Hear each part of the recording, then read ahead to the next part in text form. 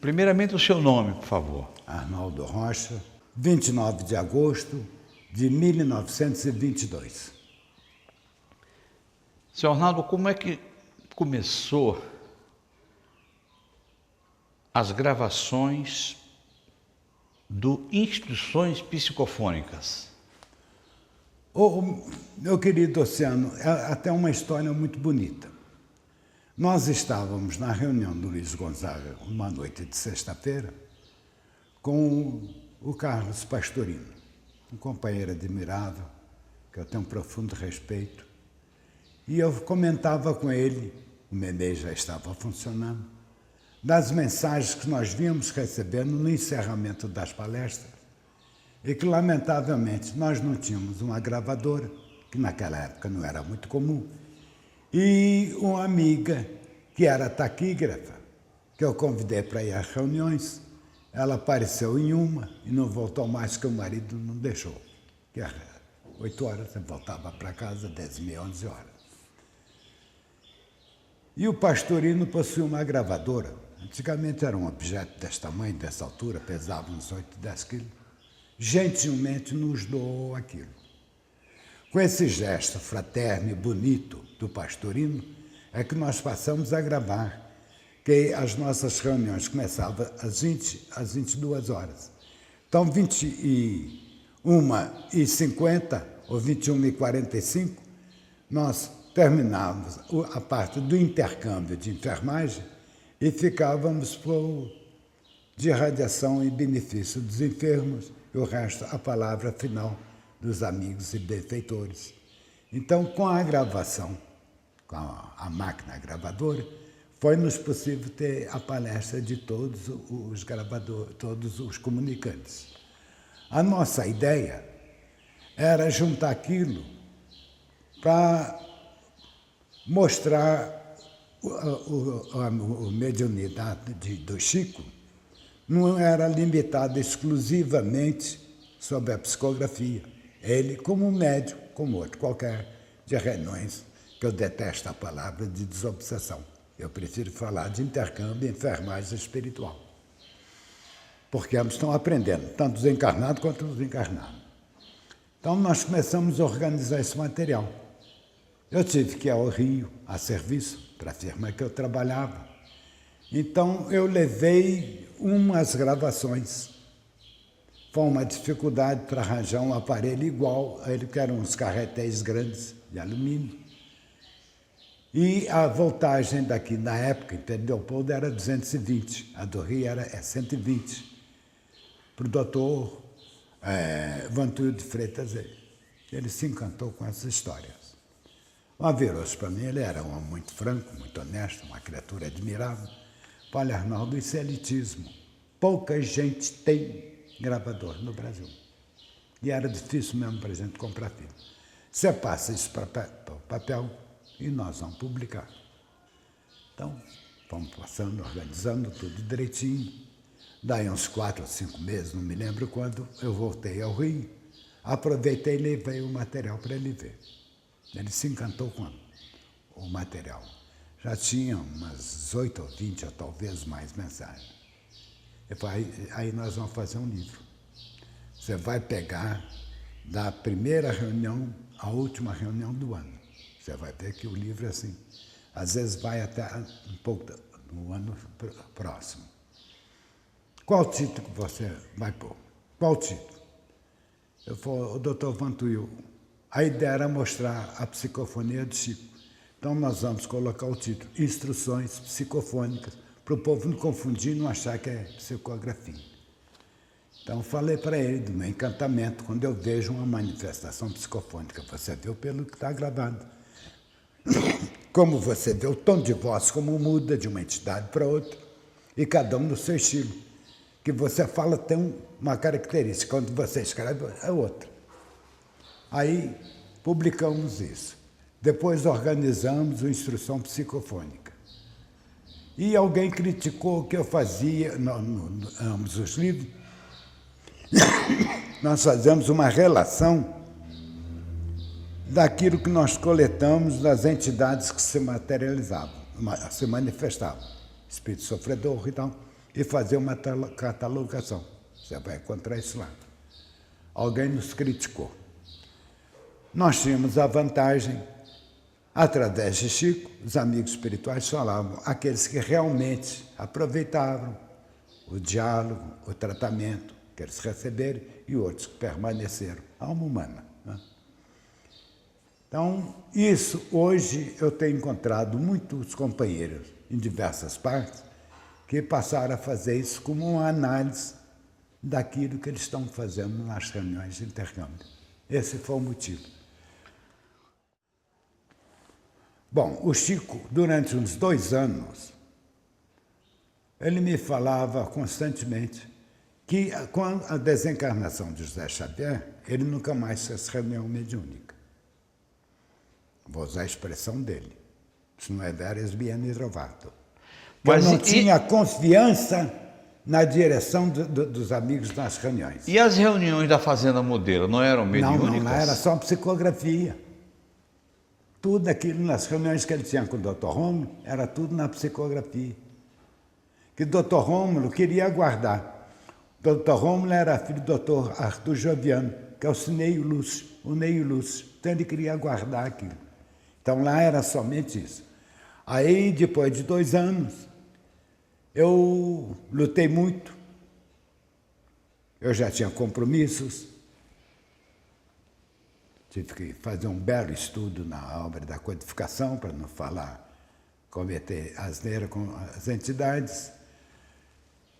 O dia que eu resolvi, falou, Rico, vamos. Mas eu quero nessas condições. Primeiro, somente o pessoal do grupo, sem visita de forma alguma. Começar às 8 horas e acabar às 10 horas. Somente o pessoal do grupo. Se alguém estiver sob assistência dos benfeitores espirituais, eles irão ouvir as leituras, a prece, recebe assistência magnética e nós convidamos para sair. Aí Chico enfiou a mão no bolso, ele estava paletó, tirou folha. Olha o que a Emmanuel falou. Com outras palavras, a mesma coisa que eu quis. Então nós começamos, inicialmente nós nos reuníamos na casa de José, da Geni, vamos falar assim. Que era no antigo José. Luiz Gonzaga. Antigo Luiz Gonzaga. Ficamos lá bem uns 6, 8 meses. Aí o dono desse terreno ofereceu uma parte. Aí nós compramos. Aí então é que fizemos uma casa. Era uma coisa modesta, singela, e passamos a nos reunir aqui. Nunca nos reunimos para fazer a reunião mediúnica no Luiz Gonzaga. Não. Foi na casa da Geni e de lá viemos para cá. Imediatamente, então, já começaram as reuniões mediúnicas aqui no Meimei. Não, começaram lá na casa da Geni. Que eu havia solicitado ao Dr. Von Tuil que o meu nome não constasse no livro. Então, meu nome só aparece como um apresentador e organizador. Aí saiu instruções psicofônicas. Aquelas apresentações antes das mensagens, elas foram totalmente redigidas pelo senhor? Perfeitamente. E as pesquisas? Olha, sobre os comunicantes? Como é que o senhor pesquisou e chegou àqueles nomes? Bom, eu tenho um hábito de que estou dialogando com a entidade mediúnica, eu pergunto o nome. Me dirijo a ele com o nome, me apresento. Meu amigo, eu me chamo Arnaldo Rocha. Qual é o seu nome? Senhor ou senhora. Então eu registrava os nomes. E eu sempre achei que, como nós íamos apresentar Chico na psicofonia, que devia detalhar. Então eu falo o dia, a noite, que a gente fazia a reunião, a entidade que se manifestou. E no início eu falava muito mais sobre o transe mediúnico. Quando organizou o livro, eu achei por bem, vou lhe ser sincero, ou não sei se foi por um falso sentimento de humildade, ou achando que alguém poderia pensar que eu estava querendo me projetar com o nome de Chico. Aí eu simplifiquei o mais possível. Hoje eu me arrependo, porque muito companheiro me pergunta, Arnaldo, não você fala sobre a modificação facial, o tom de voz, como as vozes são diferentes. Por que você não fez isso sempre? Foi exatamente, eu era rapazola e fiz essa bobagem. Eu podia ter dado mais e melhores informações sobre o transe mediúnico. Porque eu sou encantado pelo transe mediúnico. A gente nota que há revisões da gravação para o texto. Quem fazia essas revisões? Bela pergunta. Isso eu contei uma vez a um amigo, ele não acreditou. Depois que nós passávamos papel, entregávamos a Chico, com aquilo que a gente fazia da apresentação da mensagem, ele começou a fazer umas correções, trocar a palavra. Aí eu perguntei, por que você está fazendo isso? É o Espírito Emmanuel? Não, o autor da mensagem está corrigindo.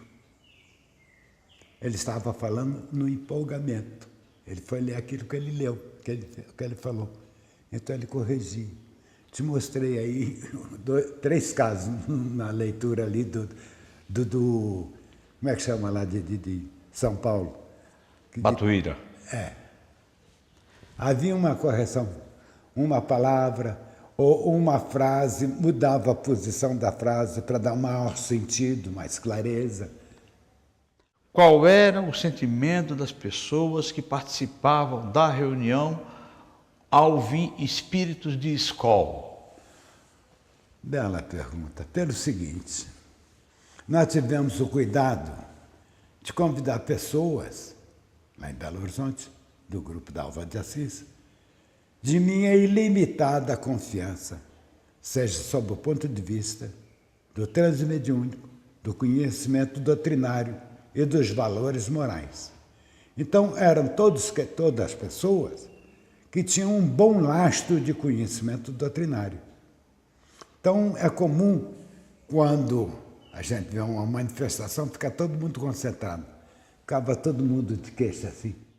Como foi recebido pela Federação Espírita Brasileira as transcrições dessas fitas? Olha, eu vi a correspondência do Dr. Vantuil e as respostas de Chico, que havia na Federação, eu não sei se isso perdura até hoje, havia um grupo, acho que meia dúzia de pessoas. Eu sei que o Dr. Carlos Embaçaí fazia parte, é o único que eu sei, o Ismael Gomes Braga. Então, um fazia a leitura e os outros iam analisar a leitura.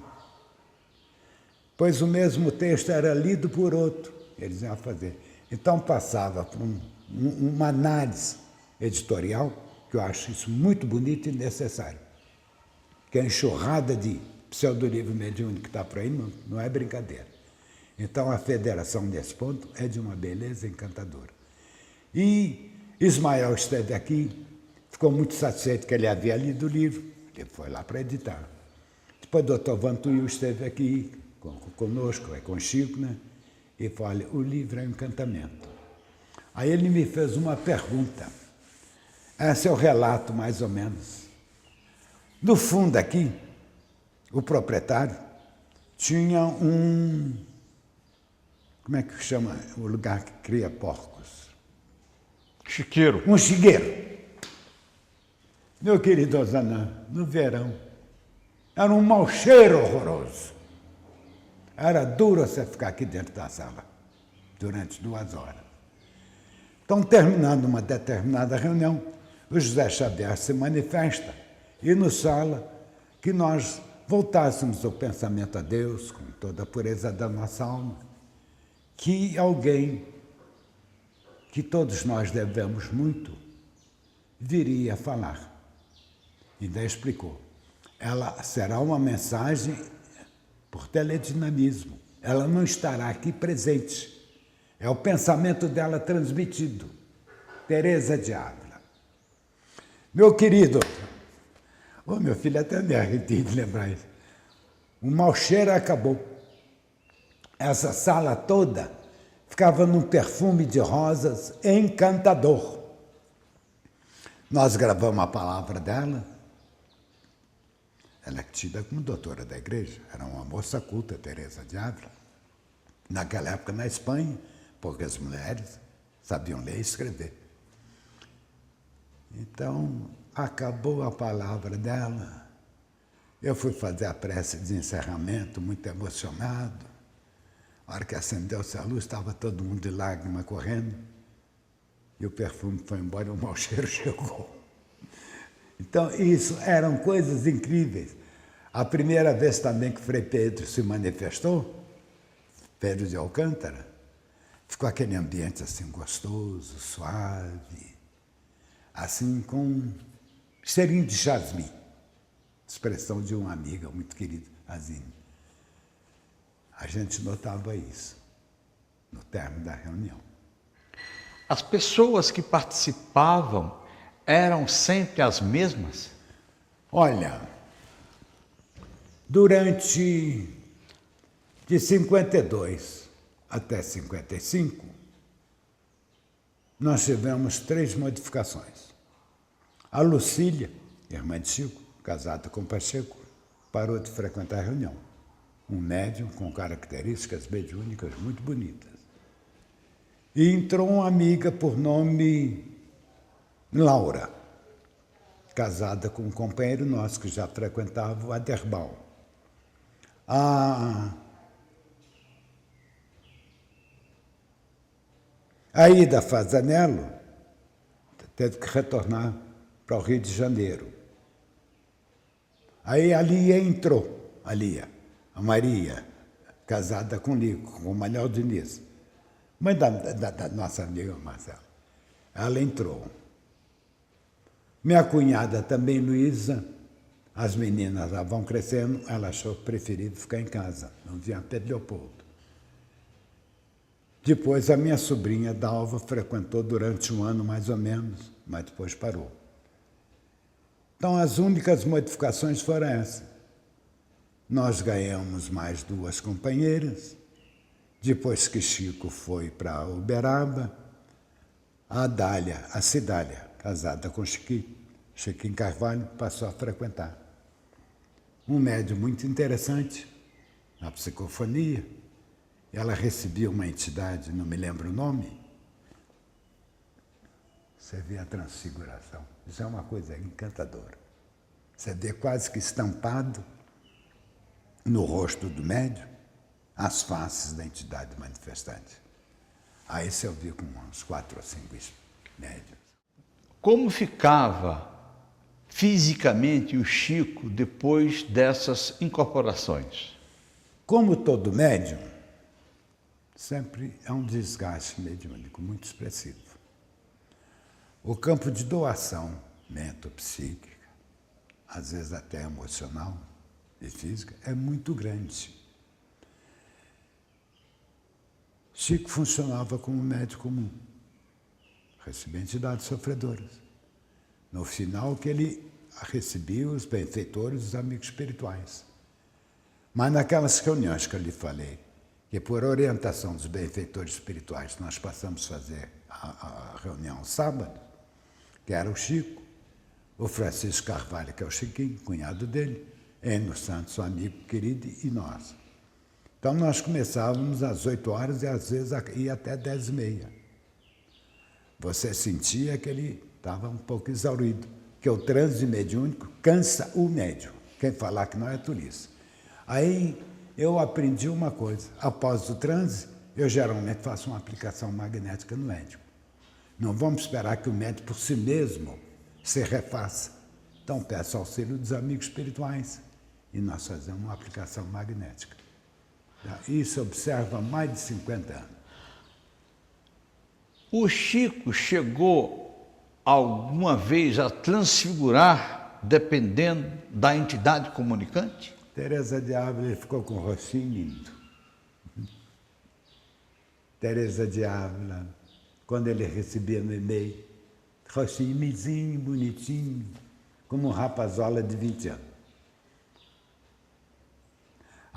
Dr. Guion Ribeiro também. Ficou com o rosto liso. Chico, naquela época, o que é que ele tinha?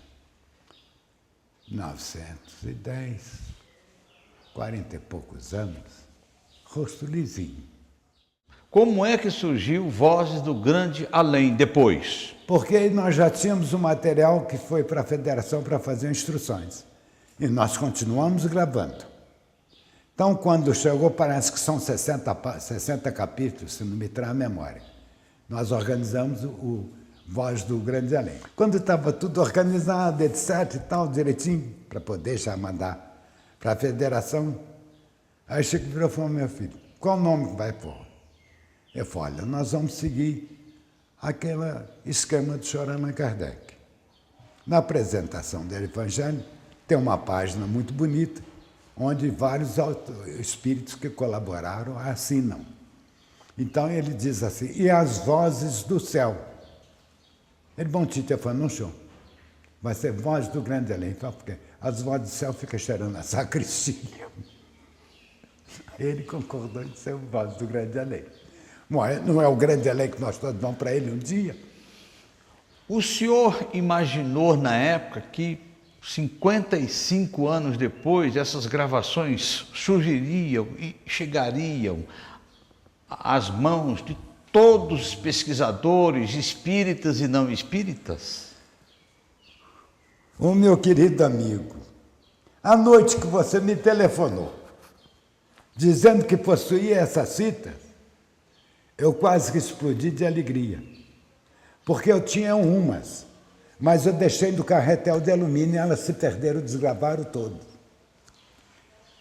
Cópias daquelas que nós havíamos recebido, eu gravei. Tinha uma de Teresa de Ávila, Frei Pedro, uma de Memei, uma meia dúzia, perdi tudo, e umas outras gravações. Então, quando você me falou telefonicamente, eu fiquei jubilosamente, se é possível falar, de alegria. Pois, gente, eu vou ouvir a voz de Chico outra vez nas gravações. Que era o meu sonho, fazer uma coisa que o povo ouvisse o médium, como a voz do médium modifica de conformidade com a entidade que está manifestando. Que isso é altamente educativo.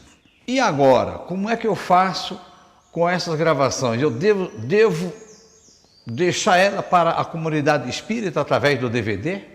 É um direito adquirido que você está fazendo isso honestamente, em defesa da beleza e da pureza da doutrina espírita e procurando um médium que, vamos usar a expressão de Joana d'Arc, que nós encontramos lá no Livro dos Médiuns, exerceu um mediunato, e o nosso querido Leon Denis chama de mediunidade gloriosa, que é Chico Xavier.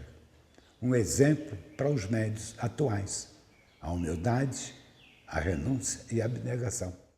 Das pessoas que participaram desta gravação, o senhor é a única pessoa encarnada. Então, pela lei moral ou a lei dos homens, essa gravação, os direitos seriam suas. Então, o senhor concorda que ela seja disponibilizada e, logicamente, colocada à disposição do público para as futuras gerações? Porque o dono, na ordem natural das coisas, seria o médium. Ele já retornou à pátria espírita. Se, como encarnado, ele jamais teve essa preocupação de algum ganho e fazer doar, então, agora no plano espiritual, que a visão dele deve estar imensa de beleza, ele não vai cuidar. E eu não posso falar que eu sou dono disso. O dono, Francisco Cândido Xavier. Então, tenha a pretensão de falar em nome dele. Faça o bom uso disto que você está fazendo para a divulgação da doutrina espírita e para mostrar a beleza de uma criatura que soube ser realmente um fiel servidor de Jesus. Existem mensagens que não foram aproveitadas nos livros da Federação Espírita Brasileira. Quem não as publicou? O Chico segurou elas ou foi a FEB? Não, vou lhe falar. Quando ele foi para Uberaba, nós já deveríamos ter mais ou menos umas 30 mensagens organizadas.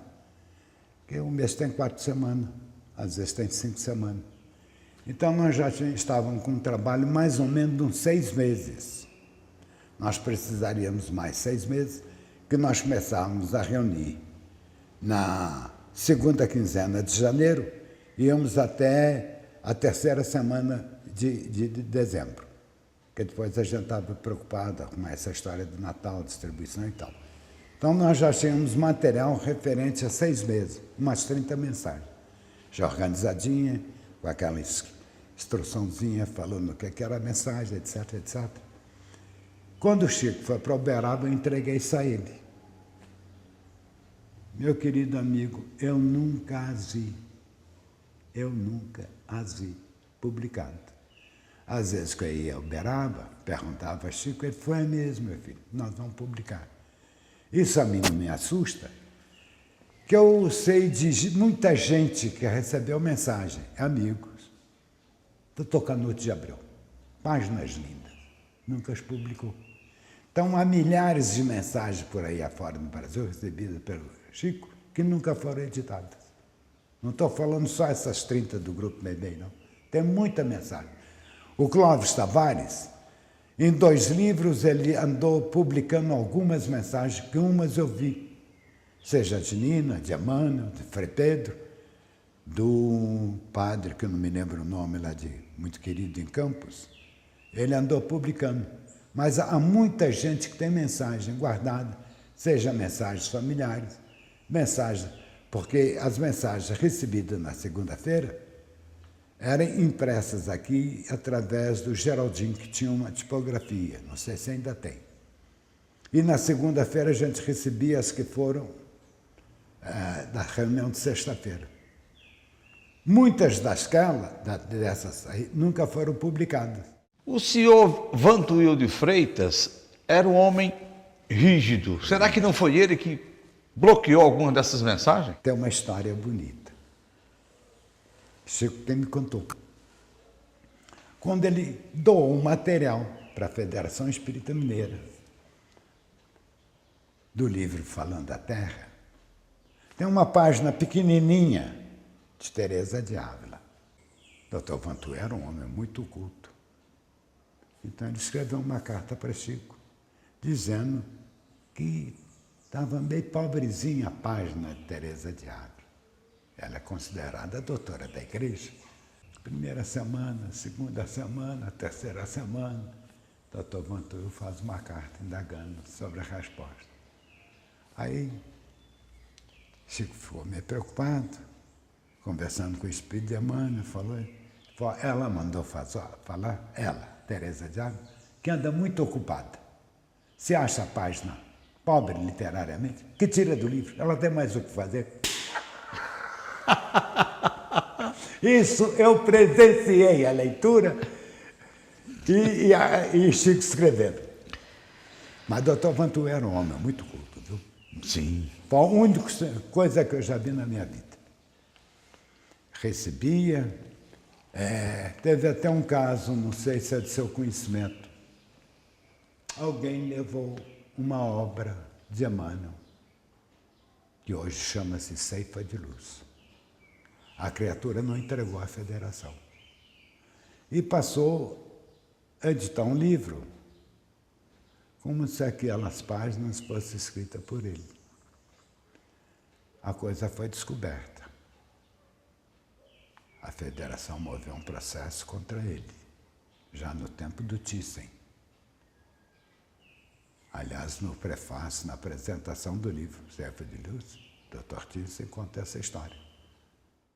O senhor conviveu muito com o espírito Emmanuel. Fale para mim sobre esse grande espírito de luz. Olha, eu vou lhe contar uma história que me empolga. Nós saímos da reunião, as reuniões começavam antigamente às 9 horas, acabava, digamos, lá para 11h30, meia-noite, que era aquela multidão. Sábado ninguém trabalha. O senhor está falando lá do Luiz Gonzaga? Lá no Luiz Gonzaga. Mesmo quando a reunião do Memei, o povo de Belo Horizonte voltava, a gente ia para casa ou da Dália ou do André para tomar um cafezinho. Vamos supor que a gente chegasse 11 horas em casa. Preparava e ia dormir. Eu dormia lá aqui e ele de cá, na outra cama. Aí ele perguntava, você está dormindo? Eu falei, não, agora eu estou acordado. E nós estávamos conversando, às vezes até de madrugada, de ver o sol raiando. E muitas vezes, ele fala assim, Chico sempre teve um cuidado, ele diz assim, nós falamos, Emmanuel, André Luiz, ele dizia, o espírito de Emmanuel, o espírito de André Luiz, o espírito de Menei. Então eu falo, o espírito de Emmanuel quer falar com você. Então me contava umas coisas. Aí eu via que o Chico somente ouvia e transmitia. Vezes outras ele atuava diretamente. Isso dentro de casa. Nas reuniões, não. Na reunião ele vinha, dava mensagem e tchau e bênção. Meu filho, eu não tenho nenhuma pretensão de dar mensagem para ninguém. Mas vou falar sobre mim. Eu era um sujeito atrevido, brigão. Junto com o Chico, eu aprendi a ser um pouco tolerante, um pouco humilde. E aprendi a vivenciar o tal do amar-vos uns aos outros. E se Jesus serviu, só nos cabe servir. Agora, Emmanuel possui uma linda página, que eu tenho um profundo respeito por ela, na interpretação que ele faz, na exegese que ele faz sobre o Livro dos Espíritos. A questão parece que é 893. O professor Rabdai pergunta aos espíritos sobre se toda religião é boa, etc. e tal. Então, Emmanuel tem uma página linda que chama-se Doutrina Espírita. Ele fala, a religião faz isso, mas a doutrina espírita esclarece. E ele termina essa bela página com algo que os espíritas, nós todos devemos seguir. Quando ele diz assim, espírita é o nome de teu nome. Então ele dá uma responsabilidade que deve existir no espiritista convicto, leal e sincero. A dignificação do projeto de vida que cada um de nós está. Nós trouxemos um projeto de vida para crescer em amor e sabedoria. E a mensagem do Consolador clarifica muito o nosso entendimento. Se nós não tivermos cuidado, Deus há de permitir que não.